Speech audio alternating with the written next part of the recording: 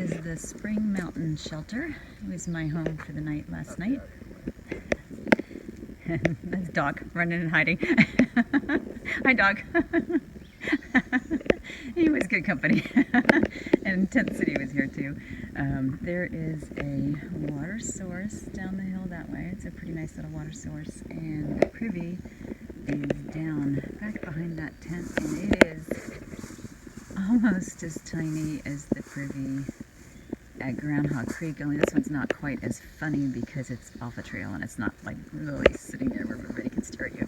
And there's also bear cables up the hill. So I'm getting an early start. I woke up a little before 7. Took my time getting ready, and it's almost 8:30 now, so I'm hoping to hike maybe 15 today if I'm feeling good. I will see how my feet do. There's a shelter at about 8, and I figure if I can get there for lunch, I can rest and see how I feel, and then maybe go on to the next one, which is about 15.6. So feeling ambitious, and hopefully my feet will support my goals, and we'll just see how it goes. But happy to get here today, happy to be in Tennessee. The shelter's in Tennessee, and even if for just a little while, I might be in North Carolina tomorrow, but I was happy to escape the state for just a little while because I feel like I've been there forever. So eager to keep moving on, looking forward to getting to Irwin and then to Damascus, but just at this point have no idea how long that's going to take me, so I'll just keep hiking. Just started hiking a few minutes ago, and I came around the corner and down the hill, looking down into that valley. There's all these clouds or fog hanging over. It's really pretty. Everywhere else it's just absolutely gorgeous, sunny, lovely morning. Perfect for hiking. I did good to get an early start this morning, but I only been hiking about 15 minutes when I realized I desperately needed to blow my nose, shed a layer, which I knew I would, and put on my anti-chafe, which I always forget. So I found this nice log here and taking a little break, and I'm also going to stretch my my calf muscles and my feet, and then I'm going to get moving again. Now that is a long way straight up. It's early in my hike, and I know I've got, I think, a 5-mile uphill coming after the first 5 miles or so, but yep, wake up, Joey. Here we go. Yesterday evening in this shelter, a group of Germans came in, and one of them, Ellen, said, you know, we've met before, it's so great to see you again. And I went to bed and I was scratching my head because I have a pretty good memory for faces, even though I'm terrible at names, and I thought, I cannot place her. I don't know where we met her. But they just passed me this morning on the trail, and she says, you know what? I realized that we haven't met in person. She's like, I know you from YouTube. And she was so excited to meet me. And I was excited to meet her because just the idea of people in Germany watching my videos just is really awesome. So I got a great picture of Ellen and her friends. And thank you guys for watching, and I hope you're enjoying your hike. And thank you everybody for watching.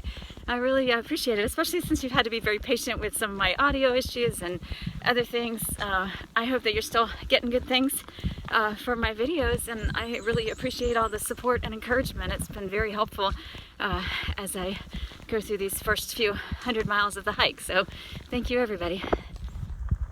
Do you see what I see? It's a little toad. I startled him. Hey, bud. It's the first one I've seen. I'll let you go on your way. Here's little guy. I'm not into bugs, so I have no idea what you call him, but he's colorful. I don't think I want to touch him. It might hurt. And there's another one. Must be a family somewhere. I just filled up with water at what probably is one of the more challenging water sources I've encountered before. It's coming out here, and I probably could have scooped it, but if you go down a couple levels, there's a little leaf right down there. It makes it a lot easier to get water, but it's real muddy and slippery. I see a few people have slipped over there, so it was a little complicated to get down. And there's also poison ivy just on the other side of this log, so I didn't want to climb over and get that, since poison ivy and I don't mix well at all. But I'm full up on water. I've gone not quite 4 miles in a couple hours, so I'm doing pretty good. And I am going to head up the trail that way. You know, you're getting a little food obsessed when you see a little rock that looks like that and think, ooh, looks like peanut butter fudge. Okay, I found Gumby again. He's over there across the road, hanging out on that tree. He must be following me. I am just coming into Allen Gap. I passed a few little campsites along the way, right across the little old dirt road. And I hear that Mom's store is open and is close by. So I think I'm going to take a walk down there and check it out. It's about time for second breakfast, which really just means morning snack. So I think I will do that and see what I can get for snack. It would appear that the building I saw was not Mom's, but judging from that little shack and all the hikers hanging out, I'm in the right place. So what a bummer, I'm here at Mom's and it's not open. No snacks. So Mom's was a disappointment. I had to even cross into North Carolina to take a peek, but there's some guys hanging out hoping to get some beer, and hopefully they'll open soon. The sign said 10 and it was 10:45, so who knows. But anyway, I'm here at Allen Gap. I'm gonna hopefully get to Little Laurel Shelter for lunch, and Jerry's Cabin Shelter is 11.6, and if I'm super ambitious, I'll get there before dinner. Off we go. On the other side of the highway that I had to cross, I had to come down through a lot of pretty slick mud, and I could see a lot of other people had struggled and slipped as well. I was hoping that it wouldn't be more of the same over here, and I'm counting myself lucky because the trail here is just all pine needles. It's nice and soft and easy on the feet. I know that's not going to last long because this is the beginning of a 5-mile uphill stretch, but I'll take it when I can get it. I don't know what these are, but the leaf pattern just caught my eye. They look almost like a poinsettia, but I'll have to look that one up. I am seriously having a love-hate relationship with gut hook lately. To look at the macro view of this section of the hike, I'm going up for 5 miles straight, but other than a few very steep areas so far, I'm heading down, which makes me think, of course, there's going to be more very steep ups, but it's hard to predict, so I really probably just shouldn't even look. I just hike, and I get there when I get there. Here's one of the steep uphills that I was talking about, and I'm finding, I've been up a couple of these already, and I'm finding I really have to pace myself. When I get to where my heart is pounding in my ears, I know I've got to stop and catch my breath and let my heart rate go down. I'm definitely breathing better, but man, these are still tough. So, slight change of plans. I really hope to get to that first shelter to have lunch, but these steep ups are taking a lot out of me, and I just feel like my fuel tank, if you will, is a little bit empty. So I'm going to stop here and have some lunch and then go on. I'm not going to stop for too long, but I need to get some more food in me, even though I had a granola bar down by Mom's. So I'm going to eat something and then keep hiking, and maybe when I get there just take a little break as well. But it's going well. It's just challenging. Wouldn't be the AT if it wasn't challenging. Well, that was a good little break. I feel a lot better, but wouldn't you know it, as soon as I sit down right on the side of the trail, like 8 people come by.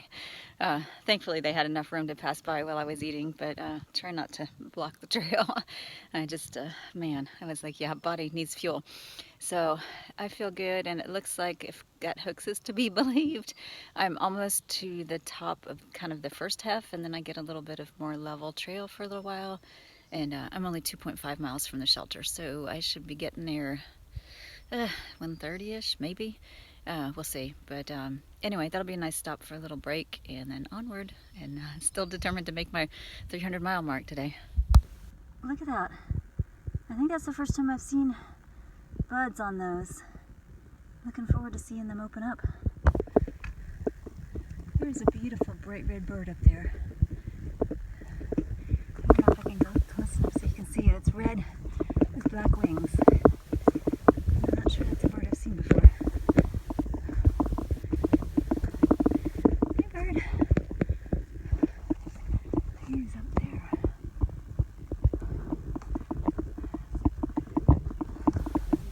Oh, there he goes. Let me see if I can zoom in.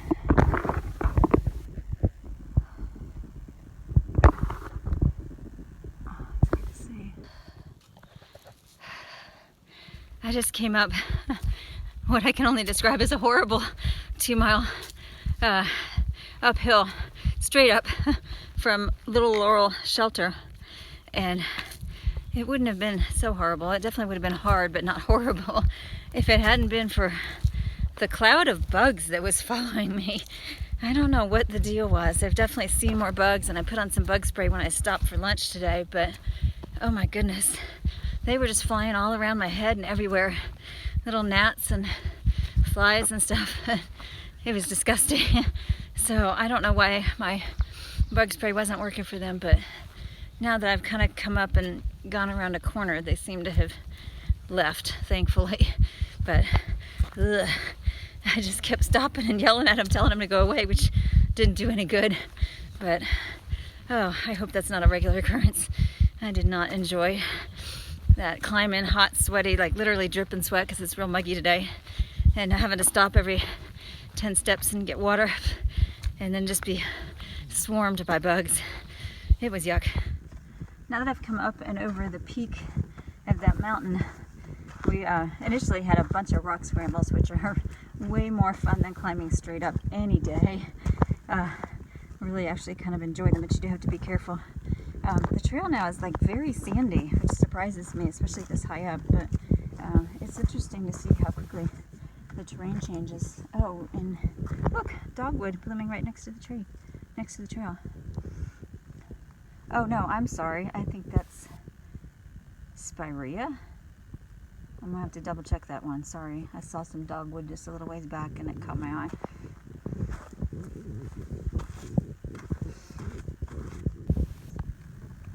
So these are the kind of rock scrambles I've had this afternoon. A lot of them were a lot steeper, a lot more cumbersome, but I thought you might like to just get an idea of what the trail's been like. I'm not doing the bad weather trail. I'm going to take the ridgeline because I've been told it's beautiful. I think I may get better views up ahead, but I just looked over to the left here and you can see for miles farmland down there, down that way, and towns and all kinds of things. It's pretty neat. Wow, you have to climb a lot of rocks to get up here to this nicer trail behind me, and I haven't gone far enough to see the views on either side, but I was told that just like it's a narrow trail that drops off on either side. But oh my goodness, those rock scrambles turned into rock mountains that I had to climb up, and then there were places where I wasn't even sure I was in the right spot, but then I'd finally see a blaze. So that was quite a workout. I hope the views are worth it, and I'm also crossing my fingers I don't have to go down as many rocks as I climbed up, because that's going to be a real challenge, especially as tired as I am at this point in the day. Well, I think I'm finally up here. I'm definitely on a ridgeline, but I'm not really seeing outstanding views yet, so I'm going to go a little further and see if it opens up. Well, I think I'm at the top. I'm not sure. It's been an awful lot of hard work to get up here. There's this view, but there isn't one on the other side. Not really. It's all, well, a little bit. Sorry, I have to get my footing. It's pretty much obscured. Well, here's a much better view of that side of the trail. I have to tell you, I'm absolutely exhausted from climbing up here. Here's the other side. So, pretty dramatic. I'm not going to stay around too long and savor this because it's after 5:30 and I need to get to camp and get my tent set and get my dinner. So I'm off. Wow, getting down from here is crazy. It's been really rocky, and I just came to this straight down, and then it looks like I need to go straight back up again. So I'm starting to wish I took the bad weather bypass. I'm not sure how I'm going to navigate that, but I'll slide down on my butt and hope for the best. Okay, I made it across in one piece. Thought I was going to have to drop my pack, but I was able to kind of very carefully get down step by step, but still have lots of rocks to navigate. I have no idea how long this is going to take, but hopefully I can do it safely. Cross your fingers. Can I just say, the person who told me not to miss this section of trail, he thru-hiked a few years ago, and I think he must not remember how difficult this is. It's taken me literally hours to get down. I don't know how much further I have, but it's extraordinarily difficult. This is the hardest part of the trail, of any trail that I've hiked so far. So I'm gonna keep going and cross my fingers that I'm near the end. I checked a little while back and Gut Hook said I was a mile from the intersection of the bad weather overpass area, bad weather bypass coming in. So I'm gonna check again and hope I'm getting real close, because this is just unbelievably difficult. So I finally reached the point where the bad weather trail rejoins the AT, the exposed ridgeline trail, and I see somebody said unending rock scramble, but nice. I think it all depends on perspective. So I don't want to dissuade you from doing that section of the trail. If you are fit and you enjoy that kind of thing, definitely have at it. The big challenge for me, I think, was just that what I had been told was that it was rock scrambles to get up to the ridge and then smooth ridge walking the rest of the way. And so that's what I was expecting. I had no idea it would be 1.4 miles of scrambling up and down and squeezing through crevices and finding places for your feet that tears up your shoes. So it just really was a much more difficult than I anticipated, especially at the end of a very long day. And I still have a couple miles to go to get to the shelter, so I may not be able to get there before dark.